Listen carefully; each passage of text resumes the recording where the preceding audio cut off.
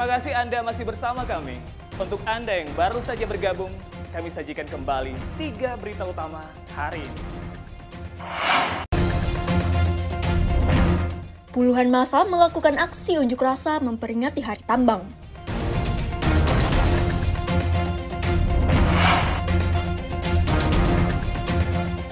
Puluhan warga binaan lapas perempuan kelas 3 Palu menjalani hipnoterapi.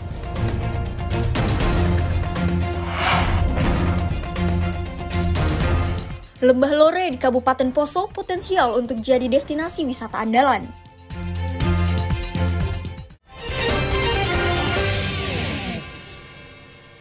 Itu saja Bu, ya. Orang-orang di depan saya bukan orang-orang yang jahat, tapi orang-orang yang sekarang ini posisinya lagi tersesat. Puluhan warga binaan yang menghuni Lembaga Pemasyarakatan Perempuan kelas 3 Palu menjalani hipnoterapi dari Satuan Brimob Polda Sulawesi Tengah.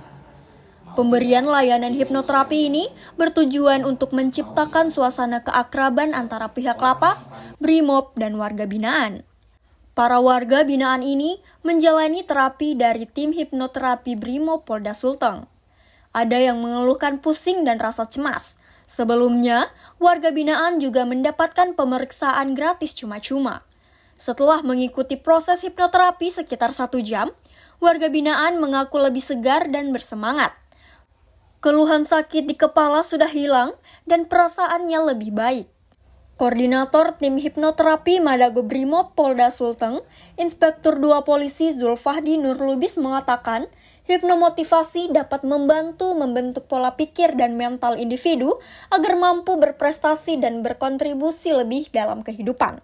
Sementara itu, Kepala Lembaga Pemasyarakatan Perempuan kelas 3 Palu, Suryati, mengapresiasi kegiatan tersebut. Layanan hipnoterapi sangat bermanfaat bagi pemulihan psikologis warga binaan, membantu menghilangkan kecemasan dan membangun rasa percaya diri. Hipnoterapi yang dilakukan Brimob Polda Sulawesi Tengah sebagai bentuk pelayanan publik dan memberikan motivasi kepada warga binaan agar dapat menjalani hidup lebih baik, serta memberikan manfaat bagi sesama dan memiliki mental yang kuat. Syamsuddin Tobone melaporkan dari Palu.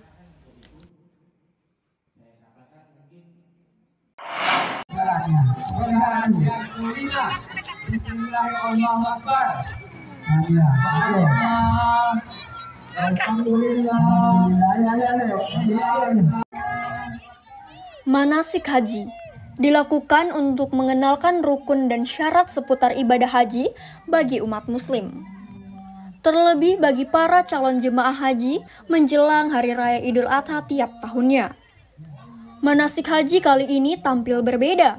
Uniknya, simulasi manasik haji ini diikuti puluhan anak-anak usia taman kanak-kanak di Kota Palu pada Rabu pagi.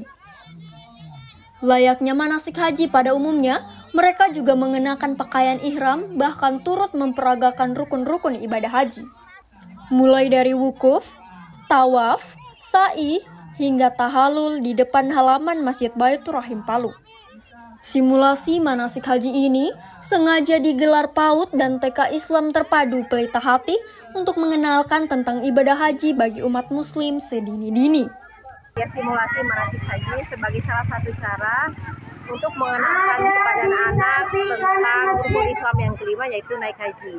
Nah, pada prosesi ini, anak-anak betul-betul dilatih melaksanakan ibadah haji, mulai dari awal, tawaf, sampai kemudian akhirnya ada sampai tahalul. Nah, mudah-mudahan dengan kegiatan seperti ini, anak-anak semakin sebagai anak muslim dan muslimah, semakin memahami seperti apa proses ibadah haji itu. Kemudian juga mereka mungkin dari sekarang mulai bercita-cita bahwa ke depan juga saya akan melaksanakan ibadah haji. Simulasi itu hanya dilakukan sehari saja, dan memang menjadi program rutin yang digelar tahunan menjelang Hari Raya Idul Adha. Kegiatan itu pun disambut positif oleh para wali murid. Mereka bahkan turut menyemangati anak-anaknya yang sedang menjalani simulasi. Sangat baik ya buat anak-anak sebagai pembelajaran dasar bagaimana ibadah haji dilakukan gitu di Tanah Suci Mekah. Jadi anak-anak latihan dulu gitu di sini mendapatkan tahapan-tahapannya, jadi anak-anak lebih paham seperti apa sih ibadah haji itu yang sering kita dengar gitu. Pentingnya menanamkan pengetahuan tentang ibadah haji perlu dilakukan sejak dini. Apalagi ibadah haji menjadi salah satu rukun Islam, yakni rukun kelima bagi umat muslim. Syahrul Cahya melaporkan dari Palu.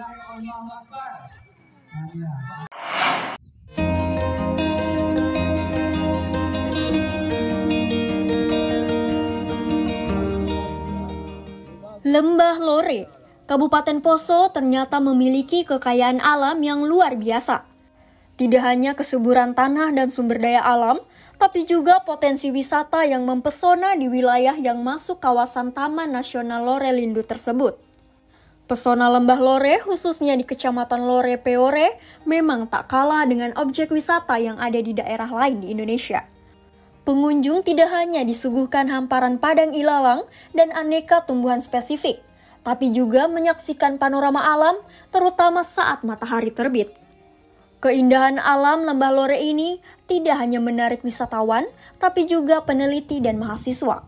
Seperti yang disampaikan oleh mahasiswa yang tergabung dalam magang dan studi independen bersertifikat melakukan penelitian di wilayah tersebut. Monica Sokoy mengaku sangat senang dan menilai Lembah Lore memiliki potensi wisata yang harus dikelola dengan baik. Baik itu wisata vegetasi, sejarah, maupun alam. Apalagi di lembah ini memiliki banyak situs dan megalit yang menjadi bukti peradaban masa lalu.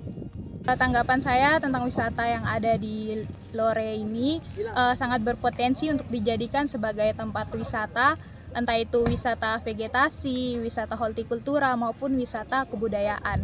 Dan Lembah Lore ini juga disebut sebagai negeri 1000 megalit karena di sini banyak sekali megalit yang ada di sini. Makanya itu membedakan Lembah Lore dengan daerah lainnya. Jadi dapat dilihat bahwa sangat berpotensi sekali di Lembah Lore ini. Hal senada diungkapkan oleh Ilham Nurwahyudi, mahasiswa asal Nusa Tenggara Barat, menilai keindahan alam yang masih alami dan punya situs megalit yang cukup banyak. Hal itu tentunya menjadi potensi besar untuk dikelola menjadi destinasi wisata favorit.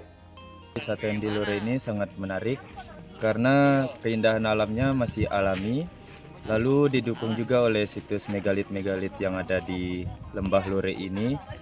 Dan kami juga ingin membuka wisata di sini, yaitu wisata vegetasi, yang dimana nantinya kami berharap ini akan berkelanjutan dan berdampak pada masyarakat. Seperti nanti masyarakat bisa buka UMKM di sini kalau misalnya ini populer dan menjadi wisata begitu.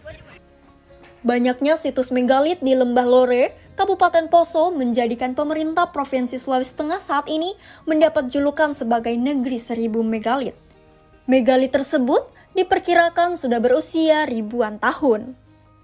Julianus Kay melaporkan dari Poso.